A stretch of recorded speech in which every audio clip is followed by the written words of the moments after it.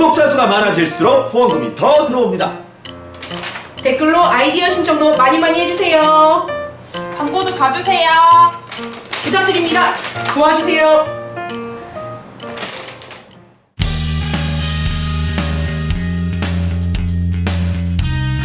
정민 씨 학교 다닐 때 역사 공부 좋아했었나요? 네, 제가 좋아했던 과목이 두 개인데 네. 그중 하나가 체육이고 하나가 역사였어요. 그래서 나름 열심히 했습니다. 오, 그러면 혹시 건국절, 건국일에 대해서 어떻게 배웠나요? 사실 저는 역사 공부를 열심히 했다고 하면서 이런 말을 하는 게 참 슬픈데 네. 건국을 45년이라고 배웠던 것 같아요. 광복, 그러니까 건국, 광복, 해방 이 세 가지 단어를 그냥 네. 개념 없이 이렇게 혼재해서 썼다고 해야 되나? 아까 같은 8월 15일이라서 네. 그래서 뭐 해방이 45년인지 뭐 광복이 48년인지 이게 왜 중요한지 그런 걸 배운 적이 없었어요. 근데 사실 그게 네. 되게 중요한 거잖아요. 네. 45년을 우리가 건국일로 생각을 하냐, 48년을 건국으로 생각을 하냐. 팩트의 차이고. 네. 그런데 그러니까 지금 우리의 이야기는 대한민국의 건국절을 학교에서 제대로 가르치지 않고 네. 잘 알지 못하고 있다는, 그러니까 대한민국의 생일이 없다는 건데 네. 이게 비교 대상이 북한이라는 건 참 우습고 우스운 일이지만 북한은 어떤가요? 북한은 건국일이 있나요? 네, 저도 궁금해서 검색을 해봤더니 네. 북한은 1948년 9월 9일을 구구절이라고 매년 아주 거창하게 기리고 있더라고요. 참 웃기죠? 네, 그날만 네. 되면은 네. 주요 인사들뿐만 아니고 네. 그 북한 주재 외교 사절들과 함께 네. 금수산 태양궁전이라고 그 김일성 시신이 보존되어 있는 곳이 있대요. 되게 중요한 미라로. 장소겠네요. 그러면 걔네들한테는 그렇겠죠. 그래서 매년 거기에 뭐 몇 억을 들인다고 하는데 거기 가서 헌화도 하고 주민들은 혁명열사능이라는 데를 방문을 해서 네. 거기서 이제 자기네들 나름의 건국의 주역들 한테 감사하는 마음을 표하고 그런다고 합니다. 정말 이런 비정상적인 집단조차도 자신들의 탄생을 네. 이렇게 한마음으로 축하를 하는데 왜 아직도 대한민국은 건국이 19년인지 45년인지 48년인지 이런 논쟁을 해야 되는지 참 이해가 안 됩니다. 이게 북한은 사실 워낙에 전체주의 국가고 자유가 없는 나라이기 때문에 억지로 그렇게 막 가서 뭐 이거 인사하고 그런 거 하는 거일 텐데 네. 그런 나라와 비교하는 건 좀 우습긴 하지만 그래도 네. 왜 네. 우리나라는 반대로 네. 건국일도 모르고 그 건국 대통령에 대해서도 제대로 공부하지 않고 있는 걸까요? 정민 씨는 어떻게 생각하세요? 진짜 슬픈 일인데 네. 제 눈에는 그냥 이상한 논쟁 같아요. 왜냐하면 네. 국가의 본질은 이념이잖아요. 마치 한 개인에게 있어서 중요한 게 영혼이듯이 영혼 없는 사람은 죽은 거나 마찬가지인 것처럼 국가에도 네. 이념이 없으면 그거는 그냥 국가라고 부르기도 힘든 건데 사실 1919년이나 45년은 우리가 선택한 이념이라는 게 딱히 없었어요. 그때만 해도 이로운 사상이 뭔지도 몰랐고 그냥 독립이라는? 네, 뭐 독립이 될 수도 있고 그냥 여러 가지 사상들이 혼재했던 거죠. 그 중에서는 뭐 그 국민들을 다 굶겨 죽이는 공산주의와 같은 이상한 옳지 못한 그러면서 다 같이 잘 살자고. 네, 생각이 있었을 수도 있고 또 그 안에는 모든 국민들을 번영케 하는 자유민주주의라는 올바른 사상도 있었는데 다행히 우리는 1948년도에 한 선각자에 의해서 자유민주주의 체제를 선택을 한 거고 그래서 48년 8월 15일에 마침내 대한민국이라는 이념을 가진 국가가 탄생을 한 거잖아요. 근데 이게 왜 19년과 45년이 여기에 끼어들어서 이 논쟁을 해야 되는 건지 모르겠습니다. 그러니까 1919년은 그날 맞죠? 상해 임시정부 수립일. 네. 그러니까 임시로 정부가 수립된 날이고 네. 임시 정부가 수립됐으면 언젠가는 진짜 정부가 수립되기 마련인데 네. 그날이 1948년 8월 15일인 것. 그쵸. 왜 이걸 이렇게 명쾌한 걸 다들 헷갈려하고 헷갈린 임시라는 척하지? 단어를 모르시나 봐요. 그러니까. 그리고 또 그 자유민주주의라는 이념을 이 땅에 처음 가져오신 분이 이승만 대통령이잖아요. 네. 근데 우리는 아직도 그분을 건국의 아버지라고 부르기는커녕 또 독재 막. 독재자. 그리고 또 심지어 국부라고 한 정치인은 그거를 또 공개적으로 사과를 해야 되고. 그런 일도 있었어요? 그 국민의당이었나? 아, 사과했던 걸로 알고 있습니다. 세상에. 이게 말이 돼요? 아무튼 그런 지금 네. 온갖 오명을 뒤집어 쓰고 계신 분이 이승만 대통령인데 참 슬픈 일입니다. 그러니까 역사 공부 정민 씨 열심히 했잖아요. 그러면 네. 이승만 대통령에 대해서는 어떻게 배웠나요?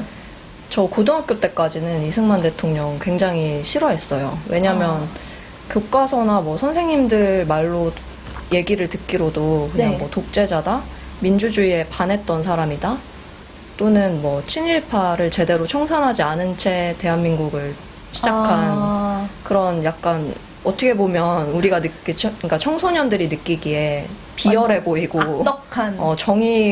정의라는 건 없고 그런 분으로만 알고 있었죠. 그런데 반민주적이라는 것도 굉장히 잘못된 게 네. 대한민국은 애초에 자유민주주의 국가라는 이념을 걸고 세워진 나라고 네. 막 뭐 이승만 대통령이 민주화를 퇴보시켰네라고 음. 말하는 사람들도 있는데 그게 되게 웃긴 게 사실 애초에 퇴보시킬 민주화가 이 땅엔 없었던 거잖아요. 맞아요. 막 민주화가 이제 싹트던 시절. 네. 뭘 퇴보시켰다는 건지. 그리고 앞에 이야기한 게 뭐 독재자도 네. 사실 어느 나라 우리가 독재자라고 꼽는 지도자 중에 어떤 독재자가 학생들이 막 물러나라 데모한다고 스스로 알아서 물러날게 하고 내려가는 그런 독재자가 세상에 어디 있어요? 없죠. 그리고 또 네. 이승만 대통령이 이제 대한민국을 건국했을 당시를 생각을 해보면 한반도 인구의 77%가 공산주의가 맞다고 생각을 했어요. 그러니까 그게 좀 좋아 보여요. 그쵸. 그래, 다 우리 같이 잘 평등하게 살자. 잘 살자. 이런 거니까. 누구나 거기에 현혹되잖아요. 가슴을 들끓게 하는 그런 거죠. 사실은 그게 아닌데. 맞아.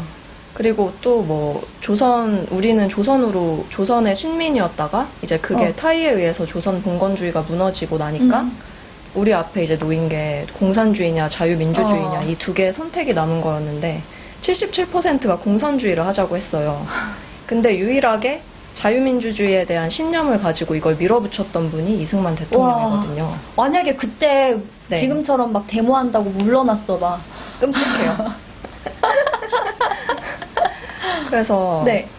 참 그분에 대한 그런 오명들이 하루빨리 씻겨지고 제대로 평가되는 그날이 오기를 기대합니다. 지금 조금 전에 조선 이야기 해주셨는데 네. 사실 조선과 대한민국은 엄연히 다른 나라잖아요. 다르죠. 완전 유전자도 다르고 영혼, 정신 자체가 어. 다른 나라였기 때문에. 그럼에도 지금 이 대한민국 곳곳에 조선의 숨결이 살아 숨쉬는 것 같아요. 맞아요. 사실 저희는 그- 아직 조선의 신민이에요. 뭔가 생각하는 것도 그렇고 왜냐하면 뭐 지금 광화문에만 가도 네. 동상이 이순신 그리고 세종대왕. 물론 그분들은 훌륭한 분이지만 그쵸. 어떻게 생각하시나요? 그분들이 위인이 아니라는 말은 절대 아니지만 네. 사실 대한민국의 정신인 자유민주주의랑은 전혀 무관한 분들이잖아요. 근데 왜 우리가 그런 분들을 대한민국 중심에서 그렇게 봐야 하는지 사실 이해가 잘 안 되고 네. 또 그런 동상뿐만 아니고 네. 집회만 봐도 맞아요, 맞아요. 일곡이, 퇴계 이황, 신사임당. 신사임당 이런 분들 그리고 우리가 걷는 거리도 네. 세종로, 세종로. 또는 백범로 백범로는 또 뭘? 그분은 김구. 현대 인물이긴 하지만 대한민국의 탄생을 반대하셨던 분이거든요. 네. 그러니까 의아하네. 그분을 기리는 것도 사실 저는 이해가 안 되고 우리 위인전을 보면은 백범일지는 봐도 맞아요. 이승만의 뭐 자서전 이런 거는 보지 않잖아요. 독립정신, 뭐 저펜 네. 인사이드 아웃 이런 거 저는 다 커서 알았어요. 저도요. 저는 자유경제원 와서 알았어요. 진짜 슬픈 현실인데 네. 그런 분들이 아무튼 지금 우리 일상 속에 이렇게 살아 숨쉬고 있다는 게 네. 참 이상하죠. 이상하죠. 근데 더 특이하죠. 네. 더 슬픈 거는 이승만 대통령의 동상은 전국에 원래 3곳에 있었어요. 그중 한 곳이 경인여대, 그리고 자유총연맹 앞에, 그리고 한 곳은 그 인하대학교라고 이승만 대통령이 설립한 대학교거든요. 인천, 하와이 뭐 네, 합해서 인천에서 인하디. 하와이. 네. 그래서 인하대학교에 있었는데 그게 네. 1983년도에 강제로 철거가 됐대요. 아, 그러고 난 이후에 이제 그걸 재건해보겠다는 움직임이 있었지만 그것마저도 좌파 시민단체랑 뭐 일부 교수회 이런 데에서 극렬하게 반대를 하는 바람에 네. 또 무산되고 그래서 전국에 단 2곳밖에 없다고 합니다, 지금. 그러면 이거 또 비교 대상이 네. 북한인 건 좀 이상하지만 북한은 어떻게 되나요? 북한은 무려 김일성 동상이 3만 개나 있다고 해요. 진짜 이상하긴 그거 하다. 만들기도 힘들었겠다, 3만 개. 너무 좀 이상해. 3만 개 우상화하는 것도 아니고 사람을 그렇게 좀 이상하긴 한데. 그러니까 그 북한은 정상적인 국가가 아니고 전체주의 국가니까 그렇게 3만 개씩이나 만든 건데 뭐 그렇게 단순히 숫자로 비교하자는 게 아니고 네. 그래도 엄연히 우리는 아직도 이념 전쟁을 하고 있잖아요. 맞아요. 호시탐탐 우리를 노리는 북한이 있는데 아무리 이거는 좀 비정상적인 비교라고 해도 3만 개와 2개는 너무 슬픈 현실인 것 같아요. 맞아요. 때론 그 형식이 네. 정신을 말짱하게 만들어주기도 하잖아요. 오, 맞아요. 제가 한 말은 아니고 저도 어디에서 본 건데. 이게 참 문제가 네. 있는 것 같아요. 그래서 오늘 정민 씨가 썼던 칼럼 제목이 네. 북한에는 있고 대한민국에는 없는 것. 그것이 2가지입니다. 네. 건국절 그리고 동상. 건국 대통령 동상. 네, 건국 대통령 동상. 그러니까 동상에 초점을 맞추는 건 아니고 네. 건국의 아버지. 그러니까 우리는 우리가 기리는 아버지가 없어요. 아버지도 없고 생일도 없고 그냥 말 그대로 정체성이 진짜 없는 거네요. 고아 국가가 되어버린 거죠. 그럼 물론 아마 인터뷰 텔라 시청자분들께서는 아주 잘 알고 계시겠지만 저희가 한 번 더 정리를 해봐야 될 것 같아요. 네. 1945년 8월 15일은 해방일.